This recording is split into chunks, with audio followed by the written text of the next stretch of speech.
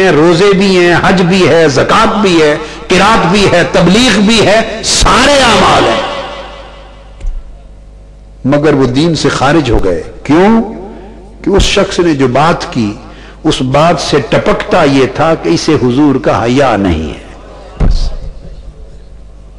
میں نے خاص لفظ بولا ہے، بے ادبی تو کی، مگر میں نے لفظ بولا ہے کہ اس کے طرز عمل سے یہ لگتا تھا کہ اسے آقا کا حیا نہیں ہے۔ چونکہ آقا کا حیا نہیں تھا، ادب نہیں تھا، اس حیا اور ادب سے معرومی کے باعث اس کے سارے اعمال غارت گئے۔ اس کے پاس اعمال ہی کوئی نہیں تھے جو غارت ہوتے، اس کو صرف حضور کا لحاظ تھا، حیا تھا، حضور کا خیال تھا، وہ اس کو ترا گیا۔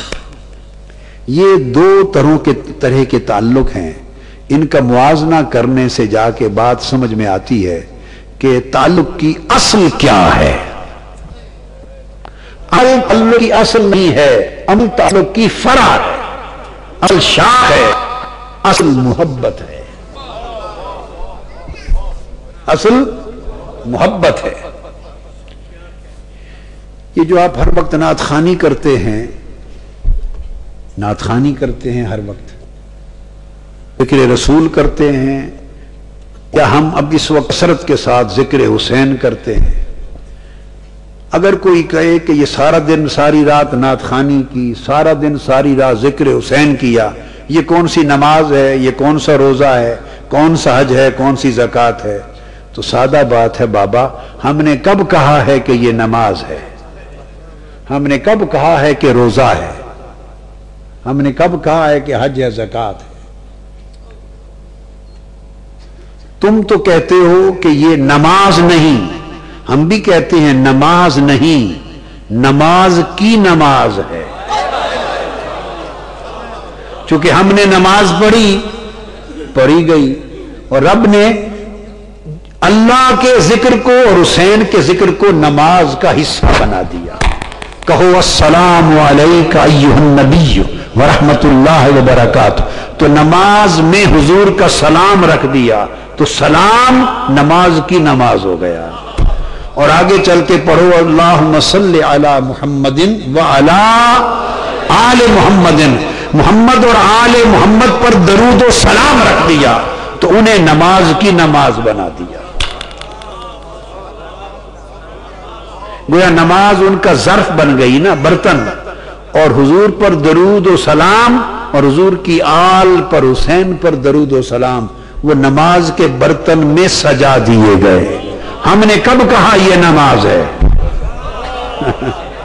ہم تو نہیں کہتے یہ نماز ہے، ہم کہتے ہیں یہ صلاۃ نہیں ہے، ذکر فی الصلاۃ ہے۔ مقصود بات کا سمجھانا یہ چاہتا ہوں، نماز عمل ہے، عبادت ہے، اور ان کا ذکر محبت ہے، اور عمل اور محبت کی دونوں کی اہمیت میں نے سمجھا دی۔ عمل اور محبت دونوں کی اہمیت سمجھا دی۔ جب یہ بات آپ کے ذہن میں آ گئی، اب آئیے تھوڑا قرآن مجید سے شروع کرتے ہیں اس مضمون کو۔ اللہ رب العزت نے فرمایا، ذکر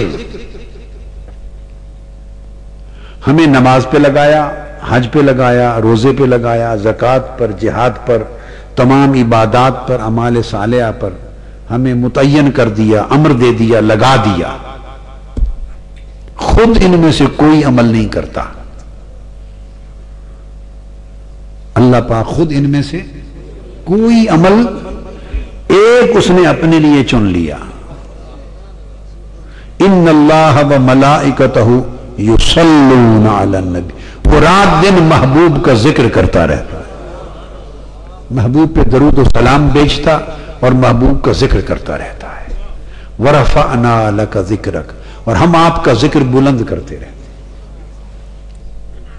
ہمیں 10 عبادتیں دے دی، 100 عبادتیں دے دی، ہم وہ کرتے رہیں، اس نے ایک ہی عمل چن لیا، تم عبادتیں کرو، میں محبوب کی یاد کرتا رہتا ہوں، محبوب کا ذکر کرتا رہتا ہوں، محبوب پہ درود و سلام پڑھتا رہتا ہوں۔ یہ تو پہلی بات آ گئی۔ اب اس کے بعد آگے اب دیکھیے قرآن مجید کے مضمون کا ایک جو باہمی ربط بین الآیات ہے، آیتوں کے درمیان ربط، جس سے مضمون کاملاً سمجھ میں آئے، یہ سورہ احزاب ہے، میں پڑھ رہا ہوں جو میں نے تلاوت کی، سورہ احزاب۔ مترجم لوگ کیا کرتے ہیں، آیت کا ترجمہ کرتے ہیں، اور کسی مترجم کی یہ ذمہ داری نہیں ہے کہ ترجمے کے بعد اس آیت سے آگے پیچھے کے مضمون کو بھی جوڑے۔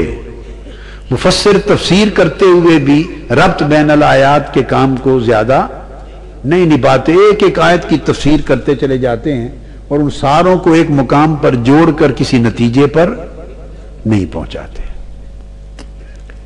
تو بات ہوئی، اللہ پاک نے فرمایا اللہ اور اس کے سب فرشتے حضور پہ ہر وقت درود و سلام پڑھتے، اور درود و سلام پڑھنے کا مطلب ہے محبت سے حضور کو یاد کرتے، اور حضور کو اپنے ساتھ اللہ ملاتا رہتا ہے، قرب بڑھاتا رہتا ہے، اور ذکر اونچا کرتا رہتا ہے۔ یہ کیا ہے، کس لیے کرتا ہے؟ دوسرے مقام پر فرمایا وَرَفَعْنَا لَكَ ذِكْرَكَ، اور ہم نے آپ کا ذکر بلند کر دیا۔ نہیں، یہ نہیں کہا، فرمایا آپ کا ذکر آپ کی خاطر بلند کر دیا، کرتا سب کچھ اس لیے ہوں محبوب کے تو راضی ہو جائے۔ محبوب آپ کو خوش کرنے کے لیے، آپ کو راضی کرنے کے لیے، اور کوئی مقصود ہی نہیں ہے۔ یہ مرکزی خیال ہے۔ تو پتہ چلا کہ جو عمل حضور کو راضی کرنے کے لیے کیا جائے اس سے حضور کو راحت ہوتی، اس سے حضور علیہ السلام کو راحت ہوتی، تو اس کا اجر دے دیا۔ اب اس کے برعکس فرمایا، اب دوسرا اینگل، ان الذین یؤذون اللہ ورسولہ، اور جو اللہ اور اس کے رسول کو اذیت دیتے ہیں۔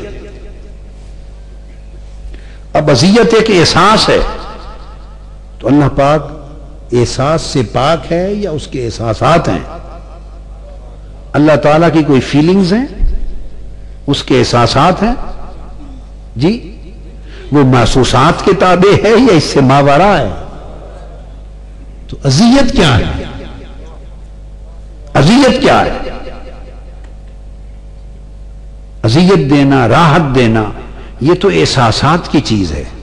تو اللہ کو تو کوئی اذیت نہیں دے سکتا۔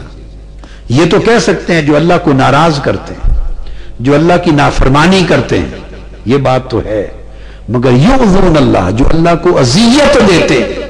اذیت کا مطلب ہے ٹارچر دینا۔ کیا ٹارچر کرنا؟ اللہ کو کیا ٹارچر ہے؟ اس کو کیا اذیت ہے؟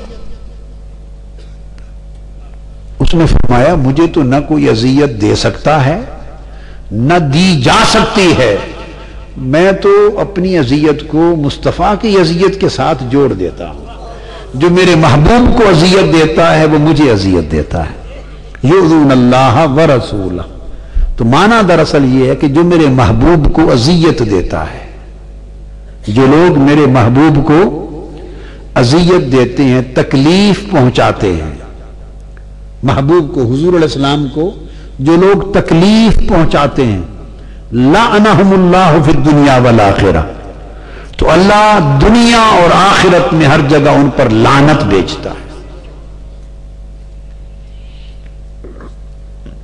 ایسے اللہ نے جو سزا مقرر کی وہ دنیا اور آخرت میں لعنت مقرر کی۔ اب تھوڑا فرق سمجھا دیتا ہوں، اگر کوئی